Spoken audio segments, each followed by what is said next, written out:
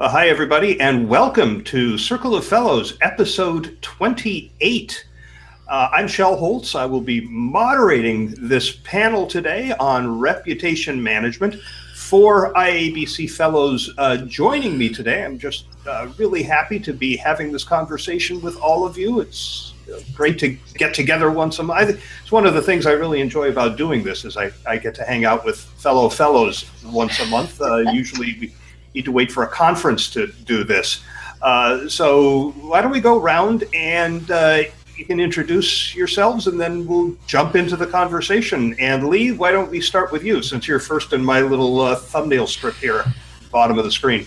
Okay, my name is Lee Hornick. I'm the president and founder of Business Communications Worldwide, and we do conferences and webinars and we do a sponsorship for major events. I've been a program director for the conference board for the American Marketing Association, for the IABC as well, done a number of events.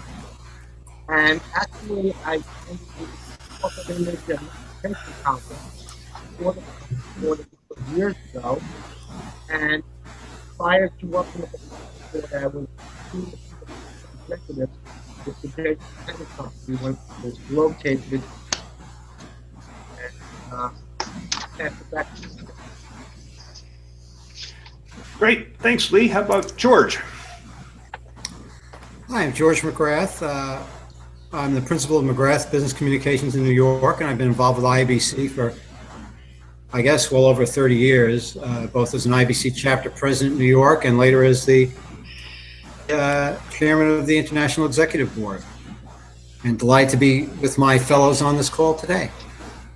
Terrific. I was on your board, George. Those were good times. Cindy, you're up next. Oh, hi, I'm Cindy Schmieg. I am currently teaching online in Southern New Hampshire's Master of Communication program and in their MBA program. And that's after 25 years of corporate and agency experience being responsible for global communications internally and externally. I've been around IABC for 25 years in leadership roles for about 20 of them. So I'm really excited to be on this call. And we're really excited to have you here too. And Barbara. Hi there. So I'm Barbara Puffer. I've been in communications for over 40 years. I'm happy to say that I've lived that long. Anyway, I spent 25 years of my career in corporate America. And for 20 years this year, I've been consulting under my own name. I also was an associate professor of communications for University of Maryland University College. I just recently took leave of that activity. I'm really excited that, Shel, I think you called us reputation ambassadors. And I like that tag for what the people in the communication profession do around reputation management. I look forward to the discussion. Yeah, me too. And just so everyone knows, I maintain the FIR Podcast Network through which this broadcast, video recording that comes afterward, and audio podcast are produced in cooperation with IABC. The last time I did a Circle of Fellows, I was the principal of my own consulting firm, which I had been doing for 21 years. As you can see behind me, I am now in an office rather than a spare bedroom with a desk. And I'm now director of internal communications for builders here in San Francisco. So very happy about that change. And I, like you, Barbara, have been at this for over 40 years. So nice to be back with a company and working with people every day. So let's jump into this conversation. We're talking about reputation management. And one of the premises of this whole conversation, which is IABC's editorial theme for December, is that it has changed because of the fact that we are now in the digital era, that social media moves at lightning speed. And what I wondered is, has it really changed that much in principle, or is it just that some of the tactics have changed? What's your experience with that? And anybody who wants to jump in can jump right in. Well, I'll start the conversation. A lot has changed actually in technology. Reputation can be destroyed in a matter of seconds thanks to social media. That has been a mixture change. The thing is, over the past 15 years, there's been an incredible amount of mergers and acquisitions that have taken place. So what's ultimately happening is that a company's reputation are these mergers, major mergers in pharmaceutical and chemical, transportation, the airline industry. Here you had Continental Airlines having a great reputation, merging with United Airlines, which did not have a great reputation. And I think the blending of reputation is a major challenge for communicators. I'd like to add into what Lee just said. Speed is really impacting reputation, and it's no longer that you're going to be able to feel your way through it. You really have to know who you are and what you want to be as an organization, and have that very well defined so that when things happen, you can respond quickly and understand the behaviors that you expect to be who you want to be. My most recent clients have been associations and large nonprofits. And what interests me in this area at this point in time is how they don't realize very often how important their reputation management is. And while there are maybe some easier, less expensive ways to go about starting this sort of management for those kinds of organizations, it's still very important. And they might not think of it as a bottom line issue, but it truly is. One of the things that you said, Cindy, struck me, and it comes down to knowing what it is you want your reputation to be to begin with. I think it's understanding your values and your mission and your purpose, and determining whether you're actually living those or if they're more aspirational. I don't know how you address an attack on your reputation if you don't know what it is you want it to be in the first place. So measurement. We're all big measurement people on this call. I know that. Measurement geeks here. George, any thoughts on the state of reputation these days? Well, I think everybody's touched on a lot of the key points already. We live in a digital age where you can't keep secrets. The truth will out in any situation, and can have quite an impact on your corporate reputation as a result if there's some gap between your performance and what people expect from your organization. You can't keep that a secret. I think in the right way, it puts pressure on all of us as corporate communicators and business communicators to make sure that our organizations do walk the talk, that the behaviors we exhibit as an organization align with our values.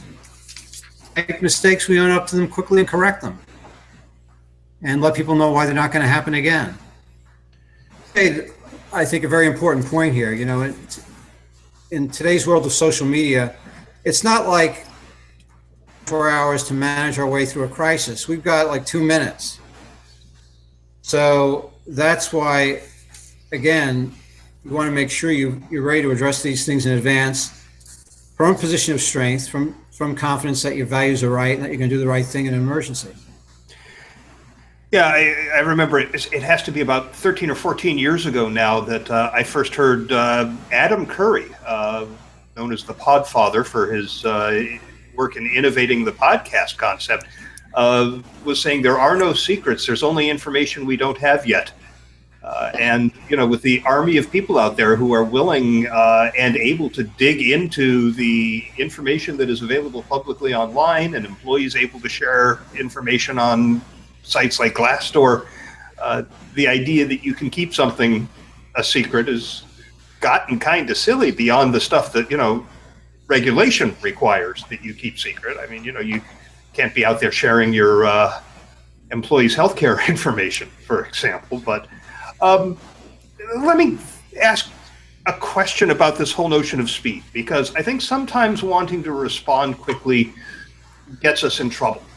Just recently, we all know that Twitter increased its character count from 140 characters to 280 characters, and the initial response to that online was blistering.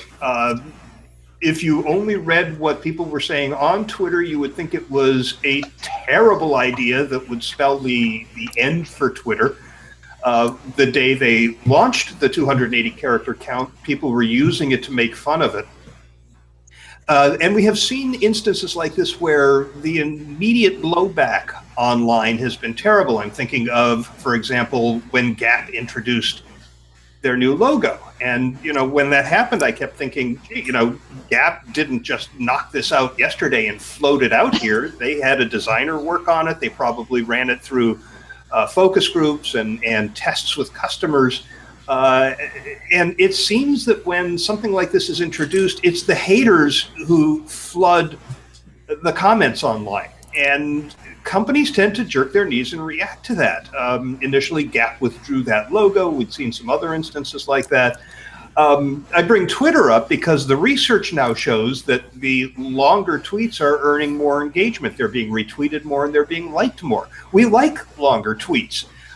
So Twitter just basically took that heat and shrugged it off, went with what they knew to be a good move, and it paid off for them. Is it possible that a lot of organizations, in an effort to protect their reputation, respond to this first wave of what the haters say? And is that misguided? What else, what other approach do you think they should take to those kinds of responses when they happen? Shel, I believe it depends on what the hate is all about. Some hate messages should just be ignored, and others should be responded to. There's a concept called social listening, where organizations actually listen to what people are saying. And if only a handful of people are commenting in a negative way, you kind of ignore it and see if it just go away naturally.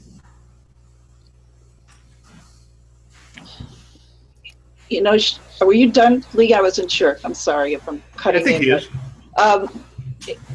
We look in the early days of, I know you were a journalist at one point too, Shel, we look at several different ways to give our messages. And now today we look at several different ways to do our measurement. And we've got all these variables with the internet. One of our colleagues says it's an unforgiving archive of allegations. But right before we got online today, we were having just a little talk about teaching. Both Cindy and I teach. And somebody told me when I was teaching first at the college level to go to some website and look at how students rated me. And it was just abysmal. And if I think we're people first, so we react very viscerally about and emotionally to when people say bad things about us. So I had a colleague mentoring me who said, oh, just ignore that. Your students can't leave their class and get their grade until they rate you on all number of things, the delivery, the content, all these important things to the curriculum.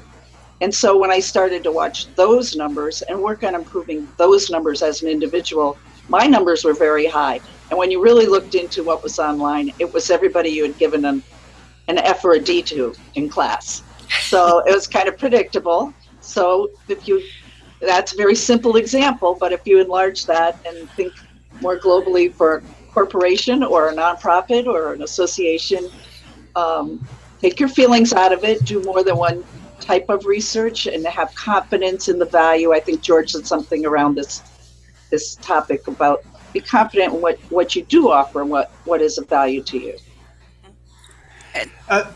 Before we get to you, George, I just want, now that we have several people watching live, to give you the opportunity to ask questions, and you do that on Twitter with the hashtag COF28. That's Circle of Fellows, episode 28, COF28. I'm monitoring that, and if you have a question, I'll throw it out to the panel. So, George, go ahead. Well, the only point I would add to the discussion we just had about when and where you should respond to blowback on social media. I guess on a practical basis, if it's something that's really where you feel the criticism is unfounded by or out of line with the reality of what your organization is doing, duty bound to correct that and engage with people and get that corrected. There's other things that probably are just not worth fighting over. For example, I do a lot of work in advertising and marketing, so invariably once a week you see somebody's pulled a TV spot that they put up because somebody found there was something offensive about it. Oh, geez, they caved to social media, isn't that terrible? On the other hand, and the decision makers probably said tweets about something we really don't care about, just pull the damn spot and put something else up and be done with it. So there's times when I think best to engage, and other times you just say, look, let's just go down the path of least resistance, get rid of the thing, because it doesn't really mean that much to us or to anybody else. And I think it's important that the organization knows when it's the right time to engage. I would venture to say that Twitter knew what all of their audiences thought about the 280 character limit before they went and made the move. So when those haters came out, they knew that they were not the whole population. Yeah, probably so. And I also know that they had tested it. George, you made an interesting observation I'd like to expand on a little bit, because I have been reading a lot lately about this idea of brand safety. And it's not that the ad is offensive, it's that through programmatic buying, the ad ends up being displayed along content that is offensive. When we talk about the digital era having an impact on reputation, I think this programmatic buying represents a real issue. How are you talking to your clients about the idea that we're going to blast this ad out on these sites that the algorithm says we should put them on, and then it ends up on some hate speech or other kind of offensive YouTube video or other kind of site? Well, those are issues where we engage with the people doing the media buying inside and outside, and setting criteria for, these are the kinds of sites we don't want our messages appearing in, and it puts more onus on the companies doing the buying for you and writing the algorithms to fix that. And many of the large, consumer products companies in particular have been very forthright with their agencies on this issue. There's algorithms are great, but there's just like a certain amount of brainlessness around all this that can get you into trouble. And the consumer who's looking at the ad is presuming like, oh, you're endorsing that neo-Nazi site because your ad is on there. What the buying program told you was, this is a great way to reach guys age 18 to 29 or something like that. So I think there's like heightened awareness of that on both the client and the agency side, but we're going to have to continue to be vigilant. Facebook got into a little bit of a blip over the last week with people being able to target employment advertising based on demographics and based on age. Go back from people in the press, from people like in our age group who said, wait a minute, I go on Facebook, I can't even see these ads because I'm screened out of them. Is that fair? So there's a lot of interesting conundrums that the technology creates for us that we have to be sensitive, and we just learn about this stuff after we've done it. If we learn from it and change our behavior and move on, we'll be fine. Yeah, I just read that article in the New York Times today about that Facebook issue and sort of fueling the ageism fire. There's one further step to all of this, and that's when an advertiser withdraws its advertising from one of these sites, and then the people who support the site go after the advertiser. We saw this recently with Keurig, which found out it was having its ads placed on a site it found objectionable. It withdrew, and all of the fans of that site started recording videos of themselves destroying their Keurigs, and some of those went fairly viral. So I think Keurig did the right thing in basically just shutting up and letting that wave pass, and I don't think it hurt them reputationally at all. Is that something that's worth considering for organizations? It's just shutting up for a while? Absolutely. Sometimes it's best not to acknowledge the organization, the person that's saying negative thoughts. It's no different than on Glassdoor or on Yelp or any other site. They have people that are name callers and putting the organization down. Just ignore them, basically, and they'll go away. Unless there's a firestorm and more than 40 people.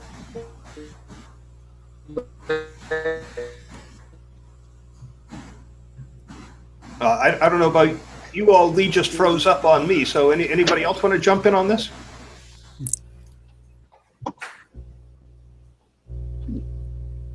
Yeah. Go ahead, Cindy.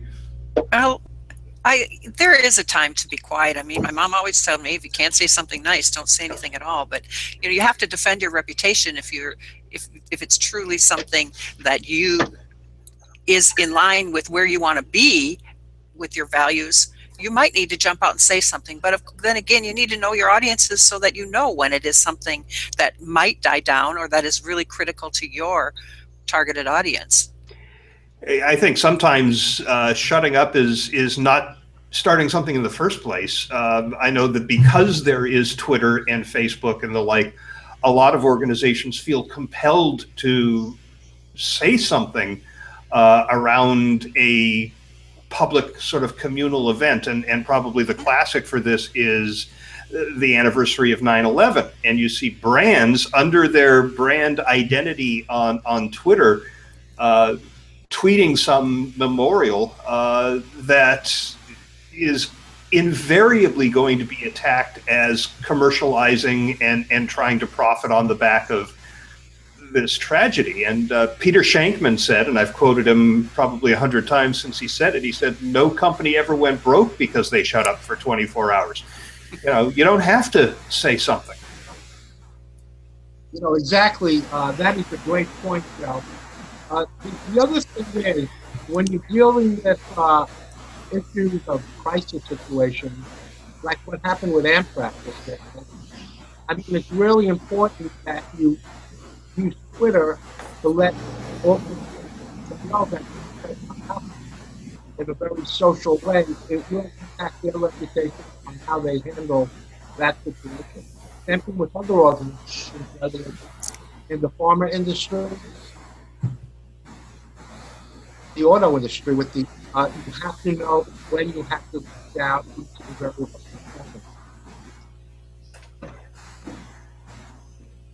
Hey, by the way, I have a comment here from Jackie Ost. Jackie's, at least that's her handle on Twitter, Jackie Sargent Communications, saying there are groups here in Canada that will alert companies whose ads show up on the Rebel Media website, and has shared a link. So I'll put that link into the show notes when we make this available as a podcast. We're all measurement geeks here, as you pointed out, Barbara. How do you measure reputation? The Reputation Institute has a formula, and if you pay the fee, they'll calculate it for you. But, we measure a lot of things in communication. Have you measured reputation for your clients or for your organizations?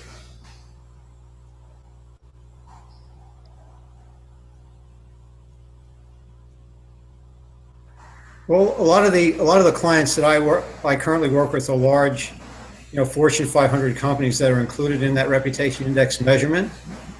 So they get the bonus of being in there. And for those who are not that familiar with it, the Reputation Institute does an annual reputation survey. They do it in the United States, North America. They do a global version of it as well.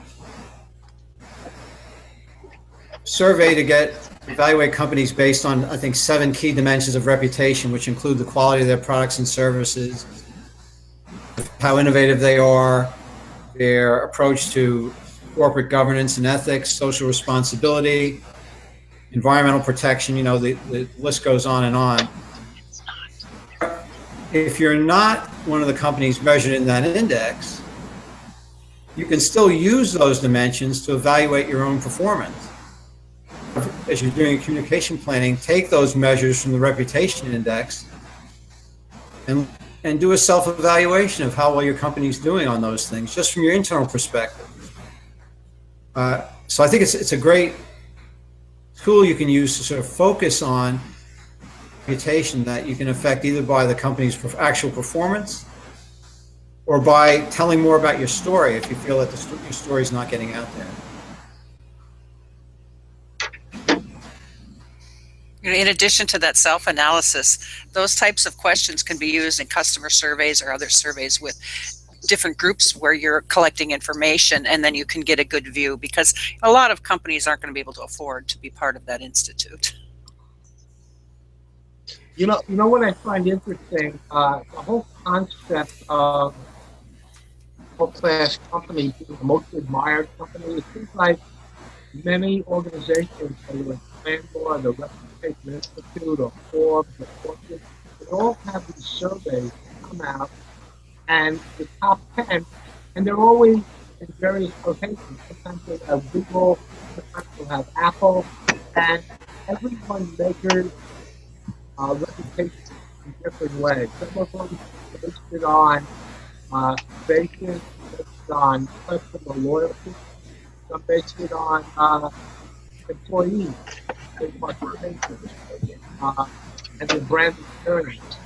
But the bottom line is, in certain industries, reputation is to whether you attract best and brightest employees or attract customers. And the way it's nowadays is, if you look at an organization like Amazon, more and more people are reading testimonials before they buy anything, and that may impact an organization's reputation as well. So there are a lot of factors that go into it. And just so you know, I have a message that Barbara says she's lost audio. She can't hear us. So if she looks unresponsive to what we're saying, that would explain it.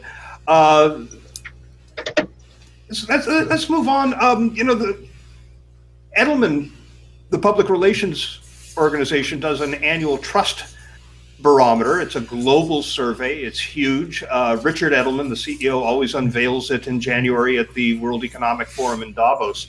And pretty routinely for the last several years, it has found that CEOs are not highly credible spokespeople for their organizations. In fact, the most credible spokespeople for organizations, according to what people say they find credible and what they trust, is internal subject matter experts and the mid-level frontline employee, what the survey refers to as someone like myself. We see a lot of organizations implementing employee ambassador programs where those frontline employees are sharing content and talking about what this company is like, what it's like to work here, what we're doing, how we're participating in the community, how we're living our values, and things like that. Do you think that employees engaged in talking about the organization can have a long-term impact on the organization's reputation?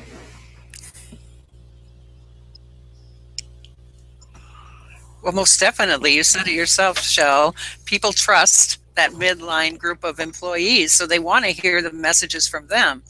And I think it all still goes back to knowing who you want to be and then displaying those behaviors within your organization so that employees know what to say on the outside, because they see it. If it's aligned, those behaviors can be talked about and shared, and people want to hear from people that they trust, their friends or people that are like them as peers.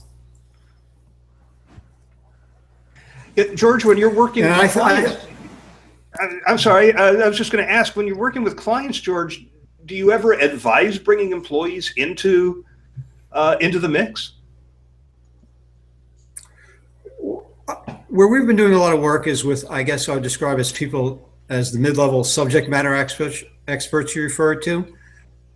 if you've been doing really good work in the area, your company's been doing work in the area of sustainability and environmental protection, the voice of the person who's, say, the engineer working at the manufacturing plant, who worked on a project to reduce in the plant and reduce their greenhouse gas emissions. It feels a lot more real and authentic coming from somebody like that than reading statistics in a sustainability report. The annual report, that's important for accountability, but having real people tell these stories of the company is a great way to make a connection with all kinds of audiences. And it can definitely be done as part of an organized thought leadership program, but it's also done by equipping our people with information and talking points. They can be out there talking to their communities, whether it's online and social media or whether it's across the dinner table with friends and relatives. So much, I think it just goes on anyway. It's a natural thing for people to talk about their jobs and what they're doing at work. Give them some additional material they can use in those conversations. Yeah. Lee, you were going to say?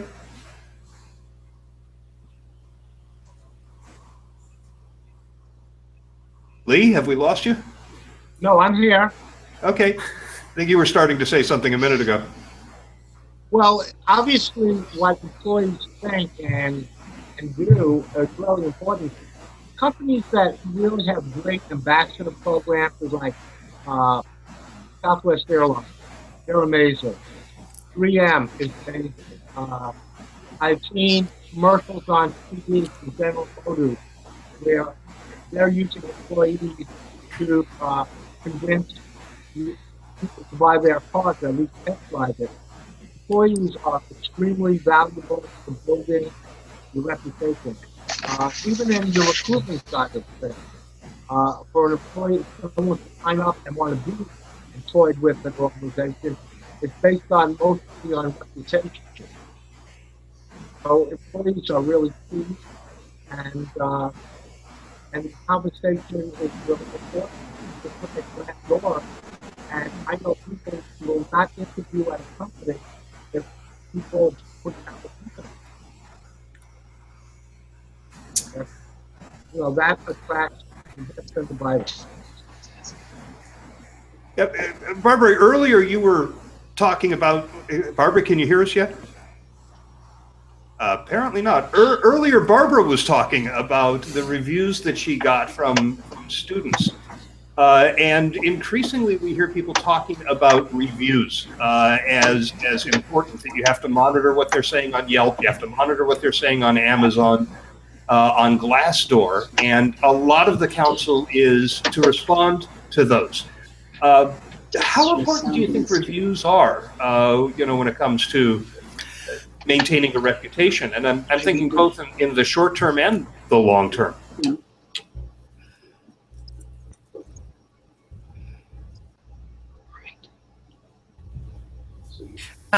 Well, let me just jump in here. Reviews are important because, the things I've been reading says people believe, about 80% of people believe reviews are the most important source of information in buying a product after face-to-face friend recommendations. So they're very important to the bottom line in getting sales. But that again, the response issue is a totally different thing, and it's like you can't respond to every bad review you get. Like Barbara's mentor told her, sometimes you have to just ignore them and go with the bigger picture. And I think one of the things that really drives me nuts is when people do reply to those reviews and you get the same response over and over and over from the company that, yeah, we're sorry you had a problem, we're striving to do better. And it's just a generic response. It doesn't do much. But the other thing I've been reading too in this digital realm is that the number of reviews you get as a company matters. People think that if you have a large number of reviews, everything is much more credible and you should be more trusted.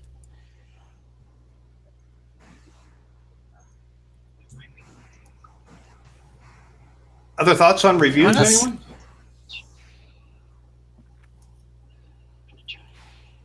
The customer really determines the reputation and the organization. if you just look at Amazon or eBay, when you got a real positive customer review, people will buy your product. And ultimately, your reputation increases, and overall, you'll attract the better employees, and hopefully your stock will increase as well.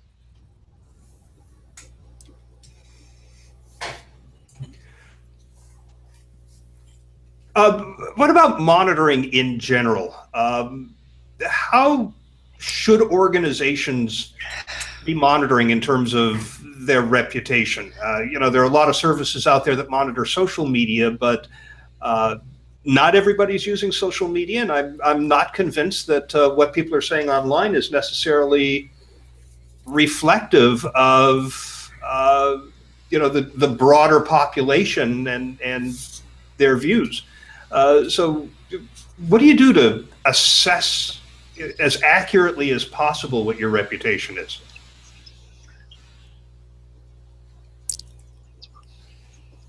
Well, what is it you want your reputation to be? And that will help you determine a plan. I think that if you think about strategic communication planning in general, where are you? Where do you want to be? And then how do you get from that spot to where you want to be? And if you're monitoring what's going on in social media, that will give you one perspective as to where you are today. So then you can develop some strategies to get you to where you want to be. I think one of the keys is to have sort of the same criteria for what you're monitoring across those different audiences and across those different communications channels. So if you're starting from a plan where you said our reputation, the areas where we want to improve our reputation, you're a company that thinks you've done a good job on the environment, on environmental protection, but that story just hasn't gotten down. Well, then you want to make that a focal point for what you're doing perhaps in your program over the next year. That's working. So you want to measure how that's working internally with your employees and your employee surveys to see what they believe about it versus the reality of where you are. You want to measure that in terms of your media analysis. If you look at earned media coverage, how is that tracking for your organization? And so on down the line with those different audiences. Compare how you're doing against how competitors in your industry or your field are doing as well, because everybody's reputation is relative to the others. There are whole industries. Oil and gas industry would be one example where, while they've done a lot of taken a lot of positive environmental steps, the reputation overall in that area is not as good as other industries, our perception and reality. But if you're in that industry, you're going to have that overhang over what you're doing. Let's just say a company in the consumer products industry, they don't have that over their head. There's a lot of factors to look at. The main thing is you want to start from a plan where your reputation is going to measure the needle you have to move in the different areas. Then you monitor that progress across the different audiences and media. George, I think that what is important, though, is that it gets measured. We all know that old statement. What gets done is something that's measured. So, right, and certainly getting leaders in an organization to take action in the C-suite, they're constantly looking at data and numbers, and it's what convinces them. Cindy, you brought us back to the idea of knowing what you want your reputation to be, and this is something that just always comes up. In employee engagement, according to the UK organization Engage for Success, this is an organization that was established by the government to help British businesses better engage their workforces. They have listed 4 enablers of engagement, and one of them is organizational integrity. And what this means is that there is no say-do gap between what you say your values are and how the organization behaves. And it seems to me that a lot of reputations get damaged when what they say they are is different from what people see in terms of their behavior.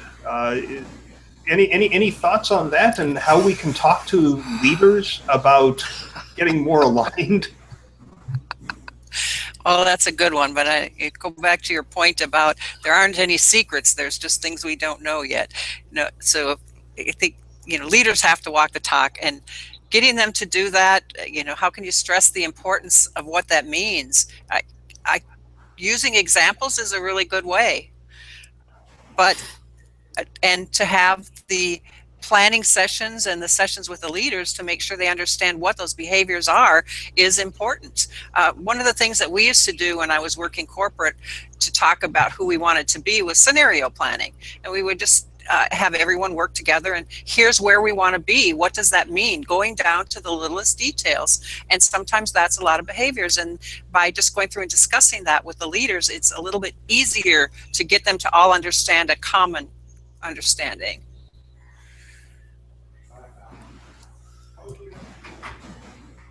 I think there's always a learning opportunity when one of your competitors screws up and becomes front page headlines. That's going to be talked about in the C-suite anyway. And it's a great way for the communicator to come in and say, analysis of this, and let me walk you through how they approach this particular issue, where the problem was, and how something like this could bite us, and what we have to be prepared to deal with it. So, those things those issues that everybody's talking about in the water cooler, notorious ones over the last year, they're great opportunities for conversation, not just between us and the profession, but with our nation as well, because too. So let's look inside the organization and make sure we're not that we can't be affected by something like this. Yeah, and speaking of values, I think, George, over the last year, company values have moved up to the front seat, if you will. We've seen a lot of CEOs jumping out and taking positions on societal and political issues where companies used to be very, very silent, and I've heard a number of different people argue that it's time for organizations to step out of the shadows and stand for something. Is reputation going to be affected by whether an organization takes a position on an issue that is in the headlines and is essentially polarizing among people with different viewpoints? The Edelman Trust Barometer shows that millennials care about what the companies do. They buy based on the behavior of the company. And I think the latest number was like 52% will buy because a company steps out and takes a stand. So it does matter.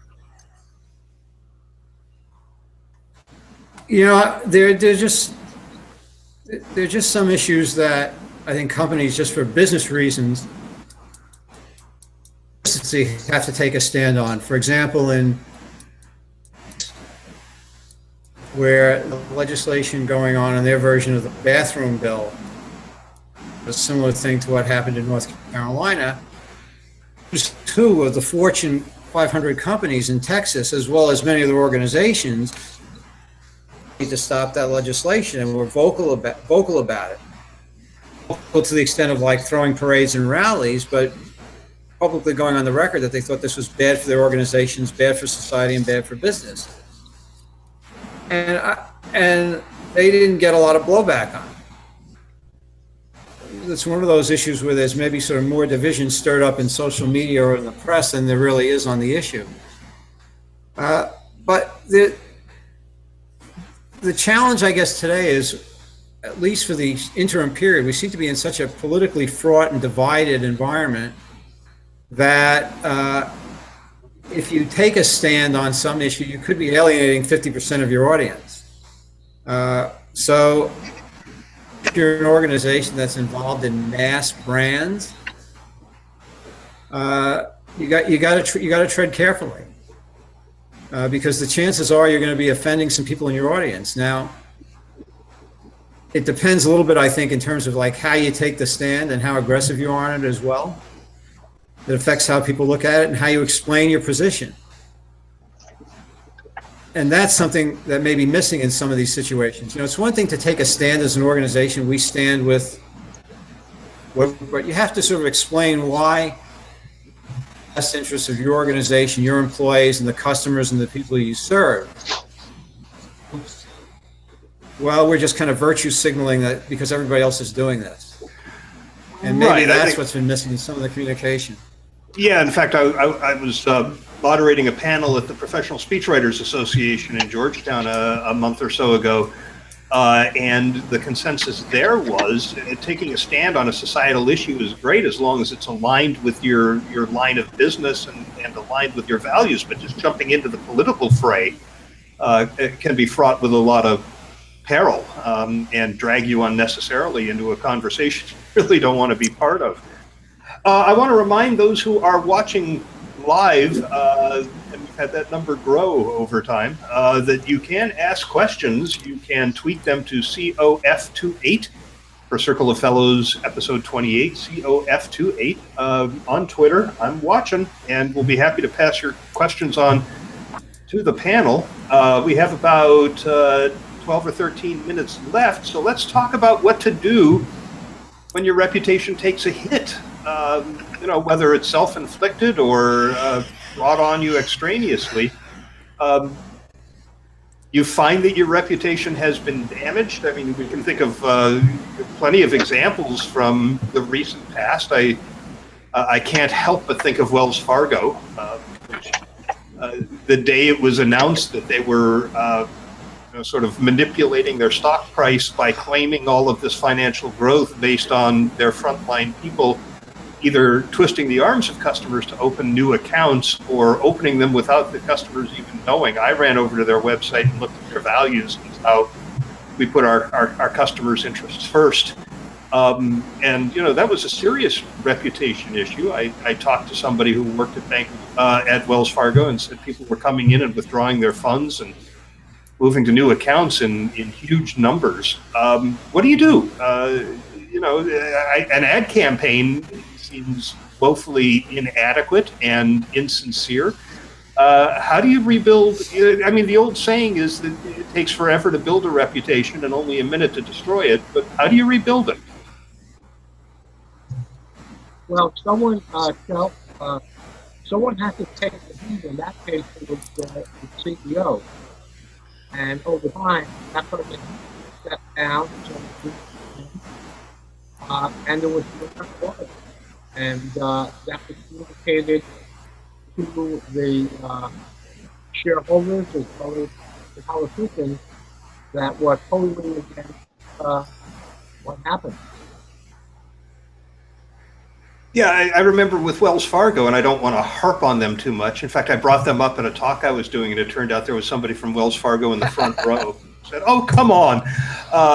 But not to beat on Wells Fargo, but when they announced that the CEO was leaving and they made the announcement about who was following him, it was the one who was in the succession plan all along and was part of the organization that created the problem. And there was an uproar saying, if you're really going to fix this, what you need to do is bring somebody in from the outside, which is what Uber did, right? They brought in an outside CEO to clean house. Seems to be paying off so far. Do you need to make a symbolic gesture like that in every case? I wouldn't call it a symbolic gesture, but I think, if you're sincere about fixing the problem, you've got to address the behavior and the incentives that created it in the first place. Otherwise, it's not going to change. I look back to the situation with bouncing the people from the planes, and it results in some sort of changes in terms of how they're going to handle overbooked flights in the future.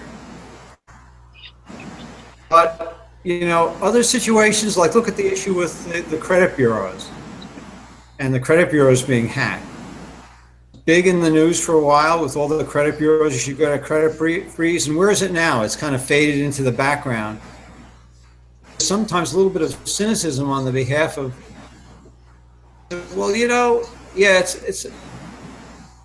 it's now, but it's going to calm down and we're going to ride it out. Make a few tweaks around the edges, but we kind of keep doing what we're doing. Look, the fact is the parade moves on at some point, even from the biggest controversies after a while in the rearview mirror. So I think sometimes businesses do make a little bit of a calculation that can I get through this now? And then the thing calms down and we move ahead, as opposed to like making some big wholesale changes or firing the CEO or whatever. Right. By the way, Brian Kilgore has left a comment. He's one of our most loyal live viewers every episode.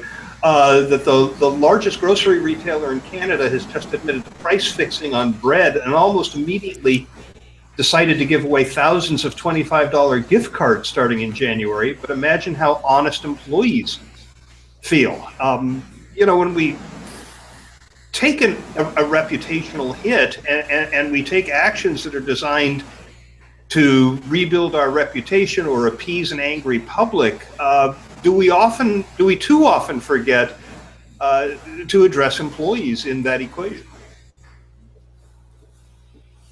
Yes. In a word? In a word. Yeah, go ahead, Cindy. Okay, I just want, you need to look at all of your audiences and how that's going to impact them. Giving away those gift certificates for bread is going to appease some people, but it really doesn't address the issue. And a lot of those audiences are more concerned with how are you going to deal with it for the future rather than getting this free gift certificate. Right. How do we know you're not going to price fix on apples next? Yeah. So yeah, it really comes down to, I think, telling people. I mean, it's a fundamental of crisis communication, isn't it? What are we going to do to ensure that this doesn't happen again in the future? What changes are we making, whether it's to our leadership or to our processes, to our oversight, to our governance, to give you assurance that this isn't going to happen again, so that you can feel comfortable doing business with us and recommending us?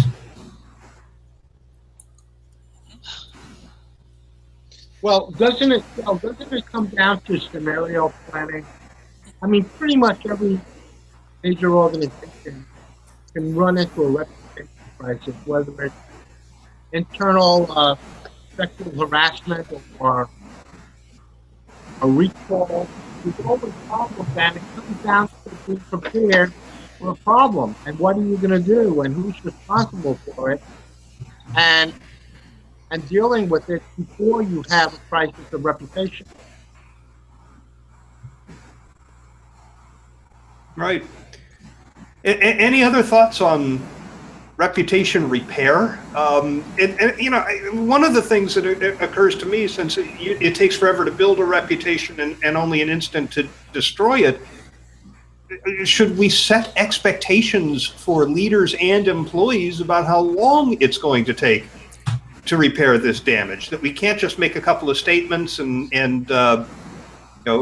give people gift cards and everything is going to be fine. That ultimately we're going to have to prove ourselves over the long term, and that this is a day-by-day effort. Yes, I think you need to do that. You need to be able to then show progress along the way. Good point. To report back to your stakeholders, both employees, customers, investors, go along saying, we said we were going to make these changes. Here's where we're at on it now. And speak to it with facts and figures, not bromides.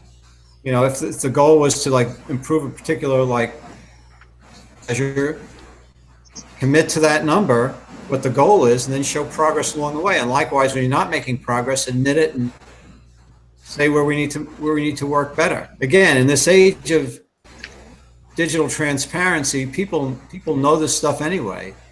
So you're better off being upfront about it. Getting the information out, being straightforward, criticisms, engage with them. And if you feel that it's a gap between if the reputation gap you have is not between your actual performance, but it's more a gap of perception, communication need that you've got to fill. You've got to tell your story about why you're doing better in that area and back it up with facts and figures. Yeah, and I think it's also an opportunity to bring your employee ambassador group, if you have one, into the process so that they can start sharing some of this stuff externally rather than just hitting them with the happy talk that we see on a lot of these employee advocacy tools, right? It's just, here's the latest marketing thing we'd like for you to share. Let's develop a strategy so employees can help us rebuild this reputation. We have about 4 minutes left, and that gives us enough time to go around and have each of you share your final thoughts or some kind of summation. I don't know if Barbara can hear us yet. I can. Oh, good. Welcome back, Barbara. I just got back. I missed a missed you. considerable amount. I missed a considerable amount. I'm sure. So I'll let you go first then. Any final thoughts on probably wrap up? said everything that I would think or say. But I guess I would say, I told you early on that my focus lately has been with nonprofits and associations. So I just say this, that the Nonprofit Communication Trends Survey says more than 70% say that community engagement is the most important piece to reputation management. And reputation is the only asset really a nonprofit or an association has. So it's critically important that you do manage that function in that environment. George? I would just conclude by saying that there's the measures and the drivers of organizational reputation are well established. There's a lot of research out on it that you can access and look at what the drivers are for companies in your industry. You want to factor that into your strategic communication planning. Communicators, we've got a major role to help in safeguarding corporate reputation. That's both looking at the stories that we need to tell, or maybe we're doing better than people who think we're doing, but we also need to be, I think, the people who can call BS sometimes, say, look, we're not walking the talk on our values. We've got a potential problem here that if we don't fix this gap between what we say we do and how we actually do it, it's some time. And that's the more challenging and risky job for us as communicators, but I think an area where we add great value. Cindy? As far as improving reputation, you really have to reach out to the various stakeholders, whether it's internal or external. You really did touch on how you deal with the community and various social responsibilities. The more you're engaged with your various stakeholders, the better the reputation. Kind of is like you have reputation algorithms to say that when you have a problem, if you have a currency that people believe you and your credibility, when you do have a problem, they'll give you a pass because you do have a strong reputation in the marketplace. Cindy? Well said, Lee. And George, you said that really well. I just want to add to that, going back to where we started, is that it's your reputation. You need to know what it is and what behaviors represent that. You own it. So, you have to live up to it. Great. I want to thank you all for the time and the insights, and let everybody know that our next episode, episode 29 of Circle of Fellows, is scheduled for noon Eastern on Thursday, January 18th. We always try to do this on the third Thursday of the month. And the topic is top innovations and technologies in communication, what to expect in the year ahead. I might have something to say on that topic. I know that we have Jennifer Waugh and Brad Whitworth enlisted, still working on scheduling the other two panelists, but should be a good conversation, and look forward to seeing everybody Then, in the meantime, this will be available as both a YouTube video and an audio podcast within the next day or two. And I'll send that information out across all the channels where we let people know about this. And everybody has a wonderful holiday. Thanks, everyone. Thanks. Thank you. Thank you.